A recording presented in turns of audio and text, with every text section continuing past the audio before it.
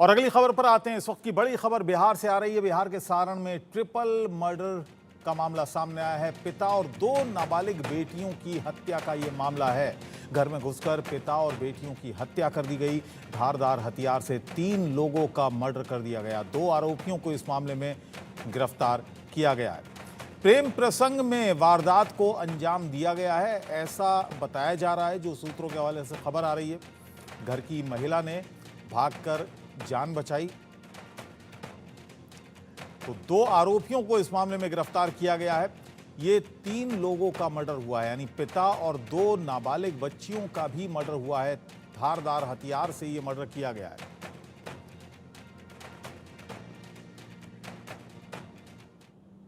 बिहार में आपराधिक घटनाएं थमने का नाम नहीं ले रही है।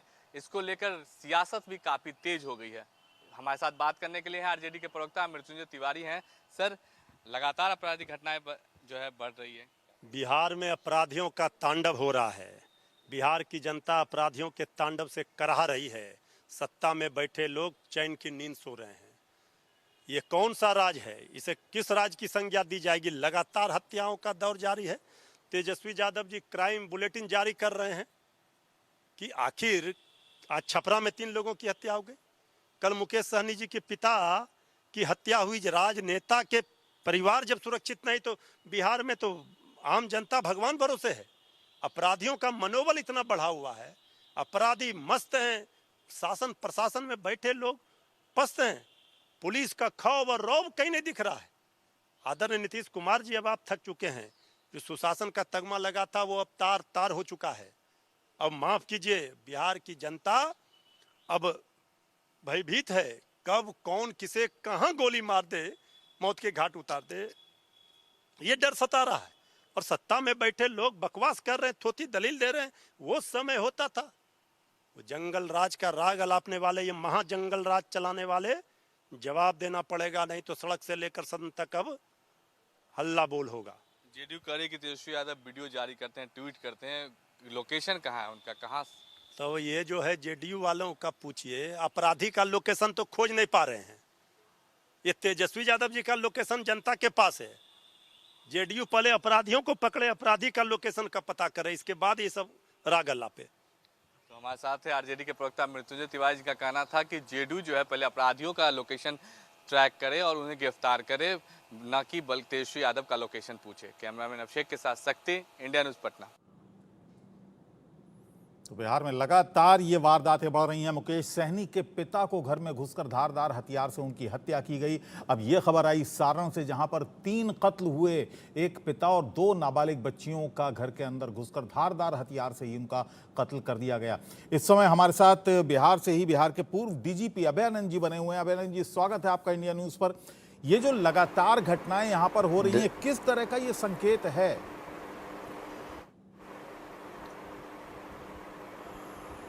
मैंने जो समझा है पुलिसिंग करते हुए, अब तो छोड़े हुए भी 10 साल से ज़्यादा हो गया जी, वो ये है कि अगर सोसाइटी परमिसिव हो जाए, घटनाएं हों, उनका डिटेक्शन प्रॉपर, उनका प्रोसिक्यूशन प्रॉपर, उनका कन्विक्शन प्रॉपर और उनका अपील भी लॉजिकल एंड तक ले जाया जाए, इस हद तक परसू करना पड़ता है क्राइम को, तब जाके क्राइम चेक होता है।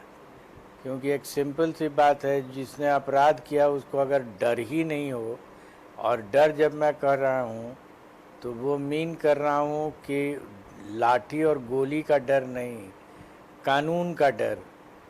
पुलिस जो है वो बेसिकली इन्वेस्टिगेटिंग एजेंसी है, जो अपराध का इन्वेस्टिगेशन करके उसको सज़ा के अंतिम पायदान तक पहुंचाती है। ये अगर आप नहीं कर पा रहे हैं तो क्रिमिनल जस्टिस सिस्टम कोलैप्स कर जाता है और फिर उसका इम्पैक्ट नहीं पड़ता है। बिहार ने हिंसा देखी, एक दौर वो आया था। उसके बाद फिर जो एक राजनीतिक बदलाव हुए बिहार में, कहा गया कि अब सुशासन आ गया है, सुशासन बाबू की सरकार है। नीतीश कुमार को कहा गया, आप डीजीपी थे उस समय जो परिवर्तन हुए थे बिहार में, लग रहा है कि पुराना बिहार एक बार फिर नजर अगर हम डालें इन घटनाओं पर तो वही नजर आ रहा है। मुकेश सहनी पूर्व मंत्री राज्य के, उनके पिता की घर में घुसकर हत्या हो जाती है। राजनेता सुरक्षित नहीं है, तो क्या पुलिस का जो रौब दाब था वो सवालों के घेरे में आ गया है, खत्म हो गया है? आप क्या कहेंगे? पुलिस का रौब-दाब अगर होता है तो वो गलत है। रौब-दाब अगर होना है तो कानून का होगा। कानून का पुलिस ही। मात्र एक एजेंसी। हाँ, वो दोनों में बहुत अंतर होता है। ठीक है। अगर आप पुलिस का रौब-दाब रखेंगे तो वो पुलिस की वर्दी की गुंडागर्दी हो जाती है। आप अगर पुलिस को ऐसा बनाएं कि वो कानून का रौब-दाब कैसे लागू कर सके, उसकी क्षमता उसमें डेवलप हो।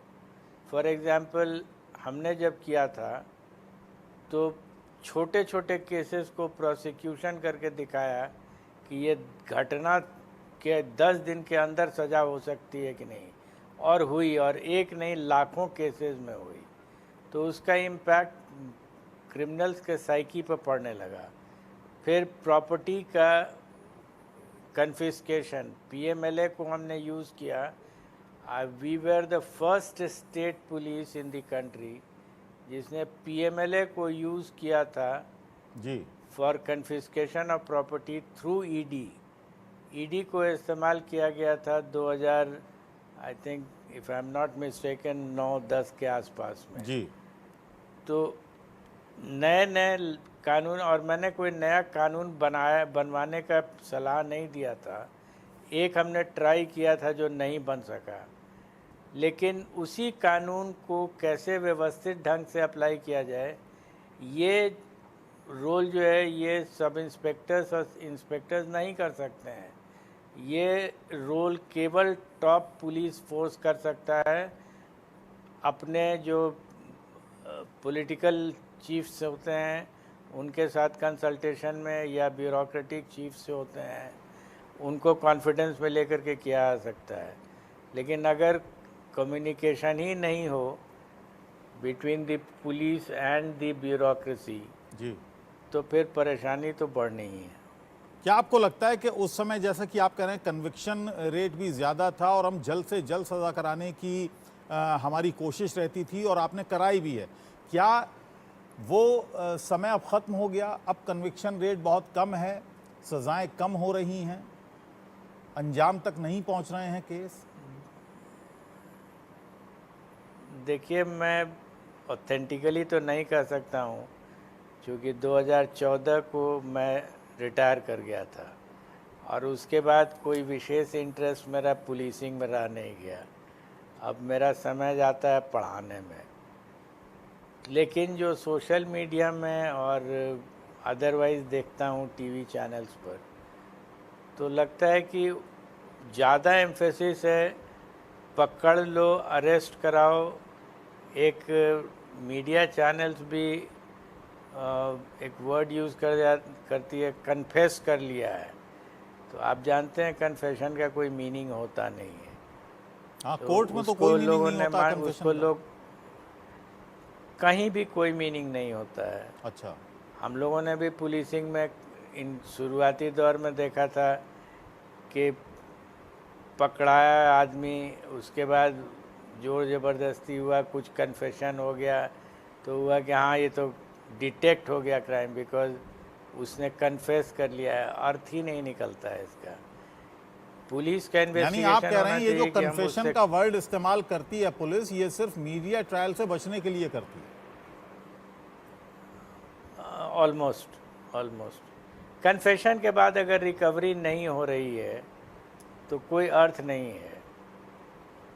मेरे विचार से जब हम लोग स्टार्ट किए थे पुलिसिंग, 1977 मेरा बैच था, तो उस समय साइंटिफिक इन्वेस्टिगेशन, फोरेंसिक साइंस का यूज़ ऑलमोस्ट नील के बराबर था।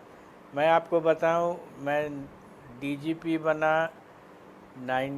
2011 में, और उस समय जो बिहार के फोरेंसिक साइंस लेबॉरेटरी की स्थिति थी वो था कि अगर आप चले जाइए वहाँ और पोर्टिको में गाड़ी लगा दीजिए तो 4 कुत्ते आपको मिलते वहाँ पर सोए हुए। ये स्थिति थी। और वहाँ से आज अब स्थिति आई है कि जो बेस्ट इक्विपमेंट्स है इंक्लूडिंग डीएनए रिपोर्ट्स, लोगों को हैरत लगता है कि बिहार पुलिस में डीएनए भी हो रहा है, तो सब कुछ अवेलेबल है। अब आप इस्तेमाल करना चाहिए कीजिए, नहीं इस्तेमाल करना चाहिए मत कीजिए। कैसे अब इस्तेमाल सबसे करेंगे महत्वपूर्ण ये भी इसकी तो बात आप- करें पहलू की, इसके अभय जी अगर सबसे महत्वपूर्ण पहलू की बात करें वो है पॉलिटिकल विल। आमतौर से देखा गया है, बिहार हो या उत्तर प्रदेश हो या कोई और स्टेट हो, ये देखा गया है कि जिसकी सरकार होती है वो दोष मढ़ने पे आ जाता है कि साहब आपकी सरकार में भी इतना था। जब भी इस तरह की कोई मांग उठती है कि क्राइम बढ़ रहा है, इसको रोका जाए, तो दूसरे पे दोषारोपण शुरू हो जाते हैं कि साहब फलां सन में आपकी सरकार थी, आपकी सरकार के समय इतना क्राइम रेट था, मेरी सरकार में तो फिर भी कम है। ये चीज़, ये होड़ शुरू हो जाती है। दुर्भाग्य ये है कि अनफॉरगिव मी फॉर सेइंग दिस कि टीवी चैनल्स भी इसको इनकरेज कर रहे हैं, किसके समय में ज़्यादा हुआ और किसके समय में कम हुआ। अपराध रुकता भी है गुड पुलिसिंग से और बिगड़ता भी है बैड पुलिसिंग से। इसको जो डीजीपी होता है उसका रोल है पुलिस के अंदर जो उसको डिसीशंस लेना है, चार्जशीट होगा, फाइनल होगा, केस का इन्वेस्टिगेशन कैसे होगा, ये उसका within the police role होता है। ये रोल में कोई इंटरफियर कर ही नहीं सकता है, उसको बहुत प्रोटेक्शन है। और जो दूसरा रोल है वो ये है कि उसका विभाग उसका विभाग को रिसोर्सेज कैसे मिले, इसके लिए वो गवर्नमेंट से इंटरैक्ट करता है। ये दो एकदम इंडिपेंडेंटली म्यूचुअली एक्सक्लूसिव डोमेन्स हैं जिसमें कि कोई बात ही नहीं कर सकता है उससे। तो वो अपना विज़न क्लियर रखे। जैसे हमारा अपना विज़न बहुत क्लियर था कि हमको ये रोल प्ले करना है and therefore I will do it. जैसे एक था कि एक थियरी थी कि black money is generated through crime and black money in turn black money is generated through crime and crime gets its fillip from black money। ये दोनों एक दूसरे के two sides of the same coin है। तो आप अगर black money पर भी नज़र रखिए कि कौन कौन sources of black money state में हैं। ये जो इकोनॉमिक ऑफेंसेस यूनिट जिसकी चर्चा आप सुनते हैं, this was my creation when I became DGP. First मेरा था ये कि ईओयू को बहुत पावरफुल यूनिट बनाया जाए। आज आप देख रहे हैं कि नीट वाले केस में भी कैसा उन लोगों ने ईओयू का आउटपुट महत्वपूर्ण दिया रोल है उसका। ये विजन होना चाहिए कि हम कैसे क्राइम को चेक करें। कुछ तो मॉडल होगा ना, और लॉ के अलावा कोई मॉडल है नहीं। बेशक लॉ को यूज़ करना, बट यूज़ कैसे होगा ये जो टॉप मैन है और उसका जो टॉप टीम है वही डिसाइड करता है। चलिए, बहुत बहुत शुक्रिया अभय नंद जी, बहुत बहुत धन्यवाद इंडिया न्यूज़ से बात करने के लिए।